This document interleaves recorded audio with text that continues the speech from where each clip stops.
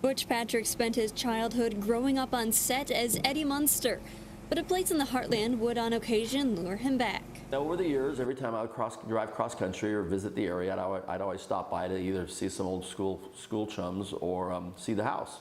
And 5 years ago, someone said the house is actually vacant and it's foreclosed upon, and they're thinking about knocking it down to build little duplexes on the property, and I couldn't have that. 141 years ago, in 1875, the Wardells built a home.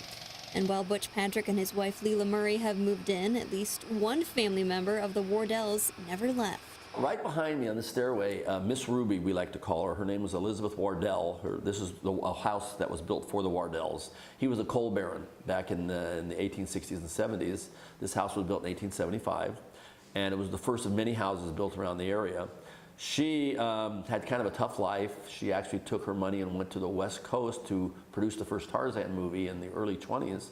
Lived out there until she died, and then when she returned home, for whatever reasons, she must have had fond memories of this house because this is her domain. Patrick was in the acting business for 12 years, doing more than just the Munsters. And now he's working on a new show with Kevin Harrington from Shark Tank called Property Horrors.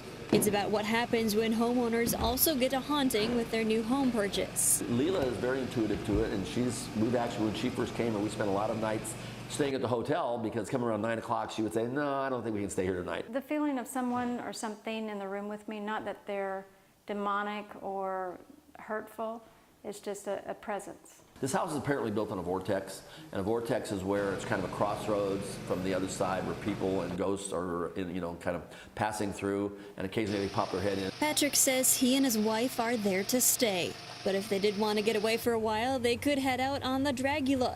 He has one in his garage, just like what was on the show. My favorite thing to do on the Munsters was whenever I would read my script and I saw the Munster coach was going to be utilized, it would be cool for two reasons. Number one, we'd be outside, and it was a very nice change from a dark, dingy soundstage. And number two, I'd be riding around in the top seat of the coolest TV hot rod ever. The hot rods are how Patrick met his wife.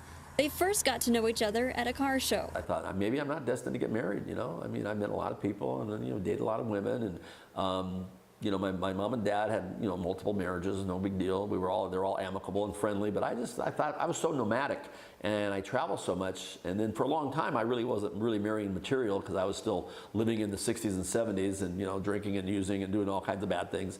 But what happened was I got clean and sober almost 6 years ago. And since that happened, my life has gone really at light speed in a positive direction. So in the last year and a half, bought cars, bought a house, got married, and things couldn't be better. This is the happiest I've ever been in my life. Leo's a big part of that. And they still travel and do car shows together. And although the Munsters was just a show, its impact has gone far beyond the screen. These people really enjoy it, and they love the memories of growing up with you. They look at you as an extended family member. And I think that's one of the biggest surprises Leila had when we went out on the road together, is how many people the Munsters has touched in a really positive way. We've had from grandpas, grandmas to their great-grandchildren that people are showing generation after generation the Munsters, and people still love it. I still watch it, and it never gets old. It's always funny.